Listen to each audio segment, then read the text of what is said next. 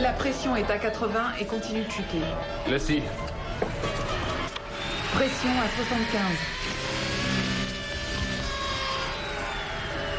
Et Carter? On devrait attendre le chef de service. Il perd du sang, on n'a pas le temps. Vous avez déjà fait ça? Seulement sur un cadavre en cours d'anatomie. Pression à 70. N'ayez pas peur. Je palpe la colonne vertébrale. Et maintenant, l'aorte. Pression à 65. C'est bizarre. Ça ne va pas? Je ne trouve pas l'aorte. Pression à 60. Si vous devez le faire, faites-le, docteur. Allez. Pression à 55.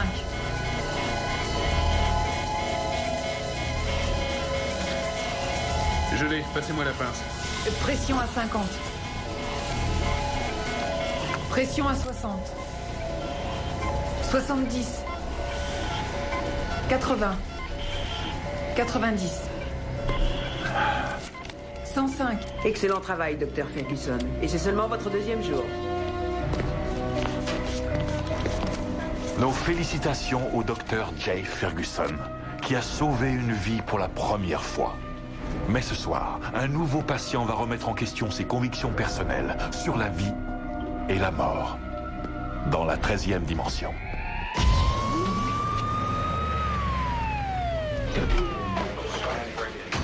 Votre mari va bien. Oh, merci. Merci beaucoup. Je vous en prie. C'est merveilleux.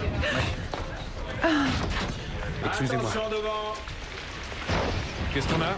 Tentative de suicide, on l'a trouvé pendu dans un entrepôt. Son état? Rythme cardiaque 20, pression sanguine 60, respiration à 12. On dirait que vous l'avez décroché juste à temps. Pas si sûr, la personne qui l'a trouvé dans cet état a affirmé qu'il était là depuis 20 heures. Ça m'étonnerait.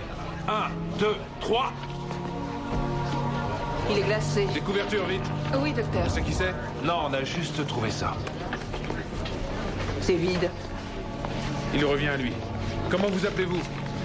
Monsieur? La mort. Vous pourriez répéter, monsieur?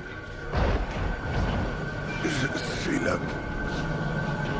mort.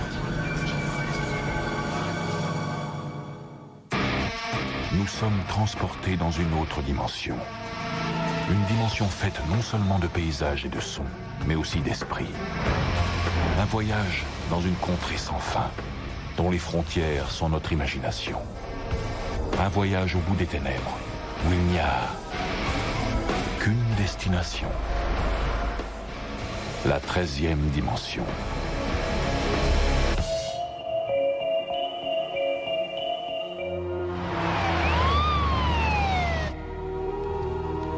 Non, je ne sais pas pourquoi il s'est pendu. C'est vous, le psy, demandez-lui. Quoi? Dans 6 heures? Et comment je vais m'en occuper d'ici là? Bon, une première évaluation, je vois. 39 heures que je tiens le coup. N'hésitez pas à boire du café. J'ai vu des internes travailler 50 heures. Et au-delà. Infirmière du 5e, j'écoute? Je me sens beaucoup mieux d'un seul coup.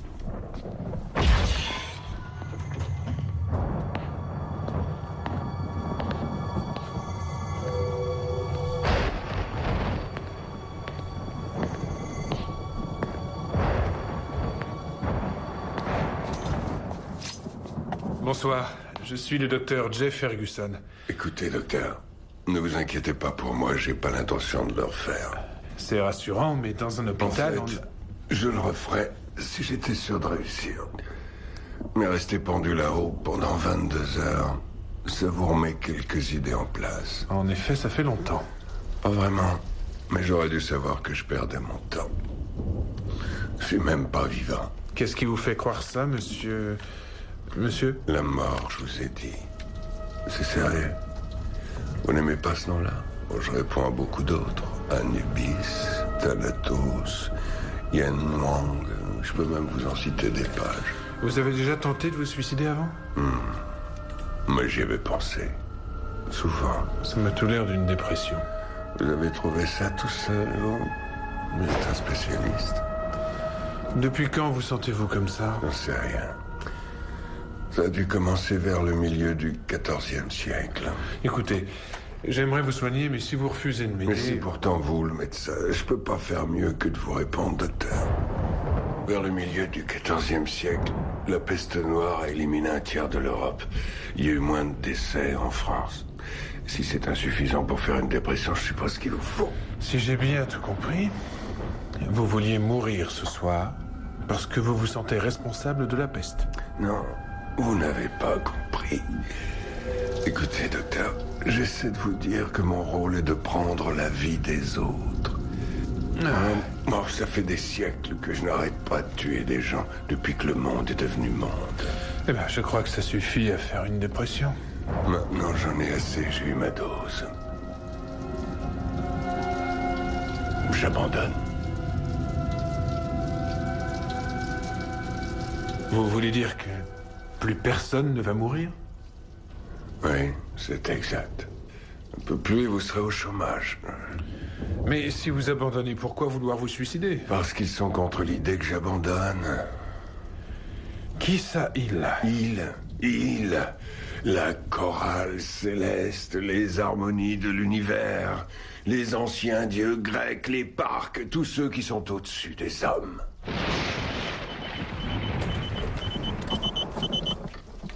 Je dois y aller. C'est ça, allez-y. De toute façon, vous ne pourrez pas m'aider. Ne dites pas ça, on a un très bon service psychiatrique ici. Vous, les docteurs, vous ne laissez jamais tomber un patient, hein. C'est ce que j'ai toujours aimé dans cet hôpital. Vous êtes déjà venu ici? Évidemment. Alors donnez-moi votre vrai nom et je trouverai votre dossier. Vous êtes très drôle, hein. Je me rappelle de la première arme que j'ai prise dans cet hôpital. Lanière. Bill Brem. Oui, le petit Brem. En mars 1968. Si vous ne me croyez pas, Jay, vérifiez. Vérifiez.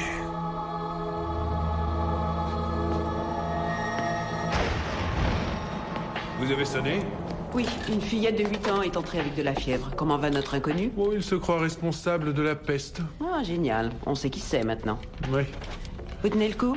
Ah oui, mais j'ai la tête comme dans un étau. À part le fait que je lutte pour garder les paupières ouvertes, je me sens en pleine forme. 5e étage? Oh, juste un petit service. Non, je ne quitte pas. Oui? Trouvez-moi le nom du premier patient qui est mort dans cet hôpital.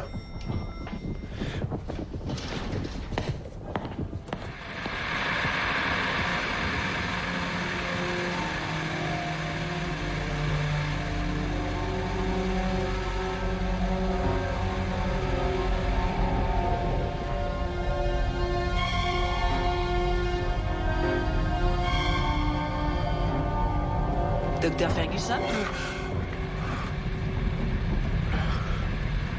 L'inconnu s'est envolé. Comment il a fait? C'est peut-être pas la mort, finalement. C'est peut-être Houdini. On l'a forcément aidé, d'après moi. Oui, peut-être. Ah, à propos de votre question, Bill Brem. Vous êtes sérieuse? Est-ce que j'ai l'air de plaisanter?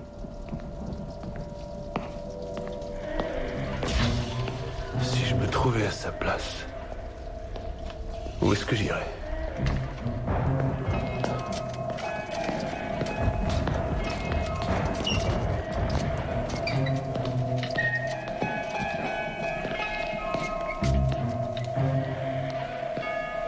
Écoutez, je sais que c'est un peu tard pour ça, mais je m'excuse. J'espère que vous trouverez le courage de me pardonner, même si c'est difficile à accepter. J'en étais sûr. Comment avez-vous réussi à vous libérer? Oh, pitié. J'ai affronté les dinosaures. Ils croient qu'une paire de menottes suffit avec moi. Alors, à propos de Bill Brem? Ça ne prouve absolument rien. Non. Mais en attendant, je vous ai fait réfléchir, avouez-le. Vous auriez pu trouver son nom sur Internet. J'ai une tête d'accro à l'informatique. Les actes de décès sont publiés partout. Écoutez, soit je vous ramène dans votre chambre, soit j'appelle la sécurité. Calmez-vous, les menaces sont inutiles. Si vous voulez le savoir, son nom figurait là-dedans, avec tous les autres.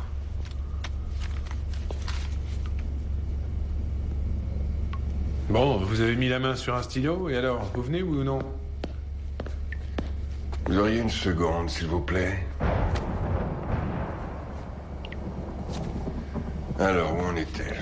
Ah oui, je voulais juste vous dire à tous que j'abandonne. Je sais ce que vous pensez. Vous auriez préféré que je prenne cette décision il y a quelques jours, mais... Et c'est comme ça. Ouais. Prends soin de toi, Dave. Vous savez à qui j'arrête pas de penser ces derniers temps? À Limpo Wang. Faites-moi plaisir, gardez ça pour le docteur Rand. Une petite asiatique adorable. 4e siècle avant Jésus-Christ. C'était une paysanne, mais très éclairée. Elle avait souvent cette façon de parler de la vie. Et puis un jour, j'ai compris ce qui les irritait tellement là-haut. On s'entendait si bien tous les deux que j'ai été tenté de détourner les yeux d'elle pendant 2 ans à peu près.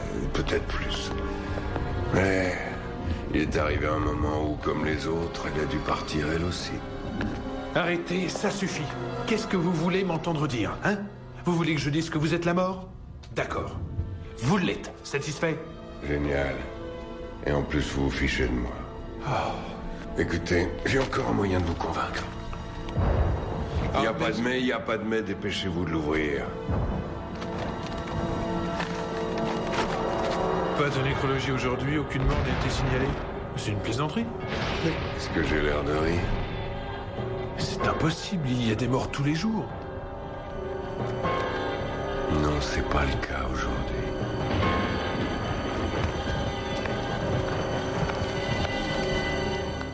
Oui, vérifiez la rubrique nécrologique, s'il vous plaît. Et alors? Personne dans toute la ville. Oui, je sais, c'est bizarre. Écoutez. Alors, ça fait New York, Los Angeles, Chicago... Ouais, c'est bon. Vous connaissez personne à Londres, à Rome, à Bora Bora? Je veux bien reconnaître que tout ça est extrêmement bizarre. Et la chance que personne ne meure pendant 24 heures dans différents endroits est forcément impensable. Mais ça n'a rien à voir avec vous. Vous êtes sûr? Oui, j'en suis sûr. Écoutez, vous êtes quelqu'un de très, très malin. Et de complètement fantasque. Mais vous n'êtes en aucun cas la mort. Bonjour, Jay, mon chéri.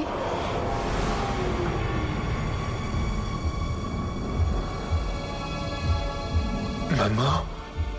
Pitié, Seigneur. Veillez sur ma famille. Veillez sur mon petit Jay. C'est tout ce que je souhaite. Oui, c'est tout.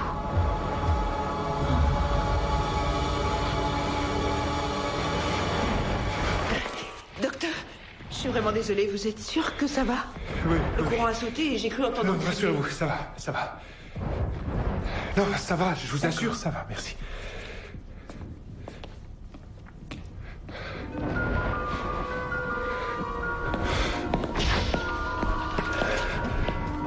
Regardez votre mère traverser cette agonie pendant des semaines devait être très éprouvant. Le jour où je suis venu l'apprendre, je me souviens très bien de vous. Ce regard déterminé que vous aviez.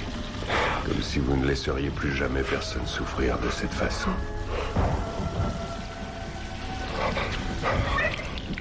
Je peux dire que c'est grâce à moi que vous êtes devenu médecin. Mon Dieu.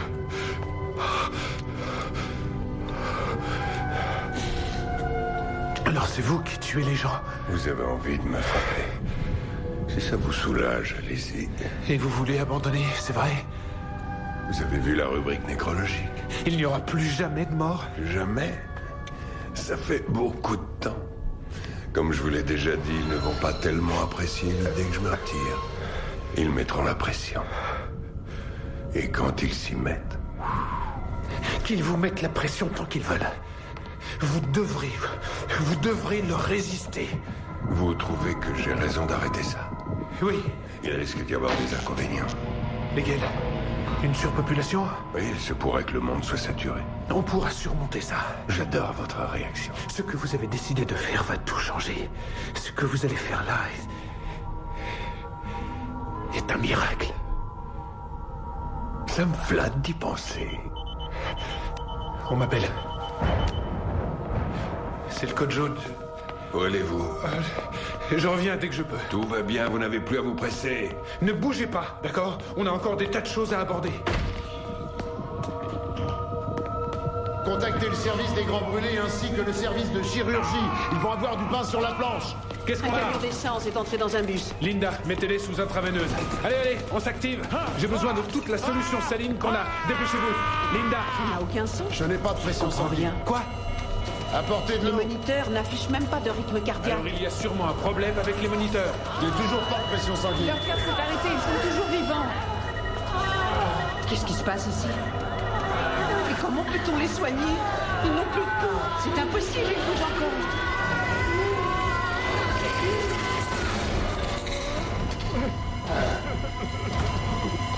Docteur Ferguson. Docteur Ferguson! Ferguson, où allez-vous?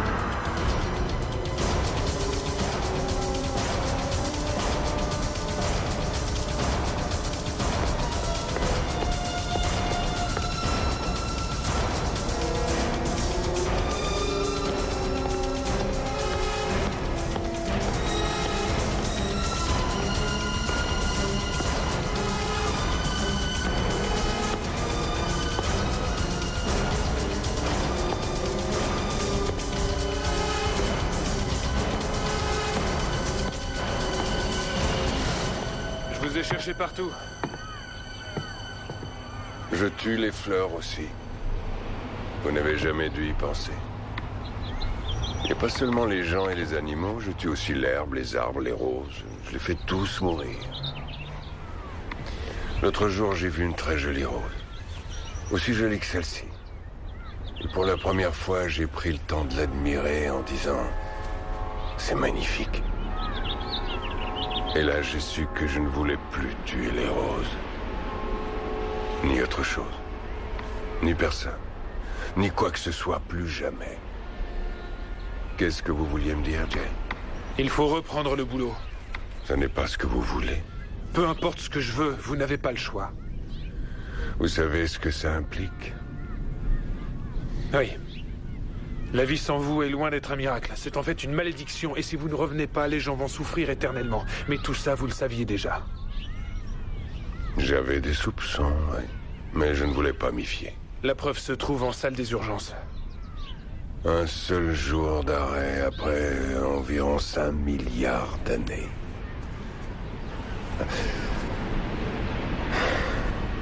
Il faudra vous en accommoder.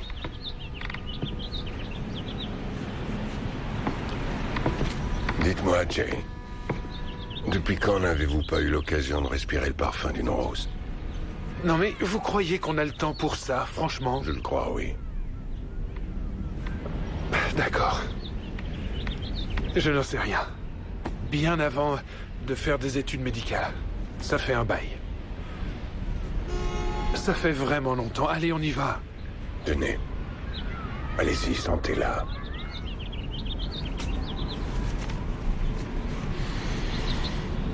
Dites-moi ce que ça vous rappelle.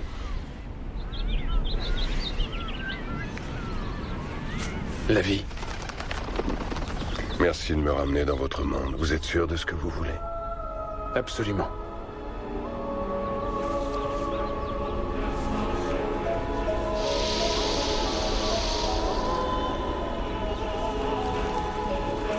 Vous êtes rapide en besogne.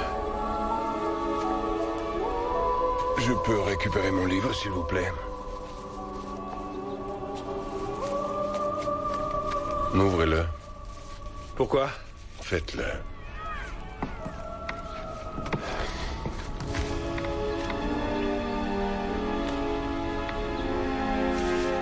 Amusant. Oui. Ils ont un certain sens de l'humour, là-haut. Tous ces patients nécessitent une... Asseyez-vous, Jay.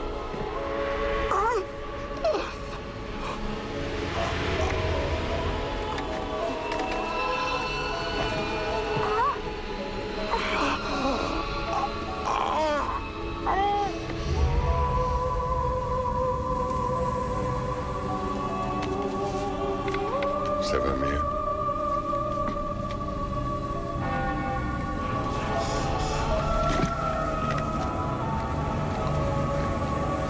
Je ne sens plus rien.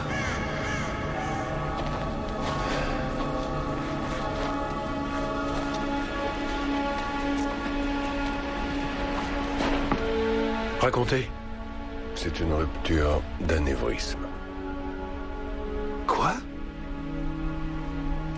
Oui, votre nom était marqué, Jay. Désolé. Mais je vais avoir 26 ans dans une semaine, non? C'est pour ça que je suis constamment en dépression. Je suppose qu'il n'y a aucun moyen d'en discuter et de vous convaincre de me remettre en place et de tout oublier. J'aimerais bien. J'aimerais vraiment. Mais les règles sont les règles, c'est ça? C'est bien ça. On y va. Je voudrais savoir juste une chose. Le blessé par balle, Fred Jones, que j'ai opéré hier soir. Qui l'a sauvé, moi ou vous? Si vous n'aviez pas été là, je l'aurais mis dans mon livre, lui aussi. Qu'est-ce que ça fait de sauver une vie sans vouloir me montrer indiscret? C'est génial. Vraiment génial. Oui. Je m'en doutais. La vie et la mort marchent côte à côte. Ce sont des partenaires dans le cycle de l'existence. Si vous ne le croyez pas, parlez-en au docteur Jay Ferguson, qui est un tout nouvel arrivant dans la 13e dimension.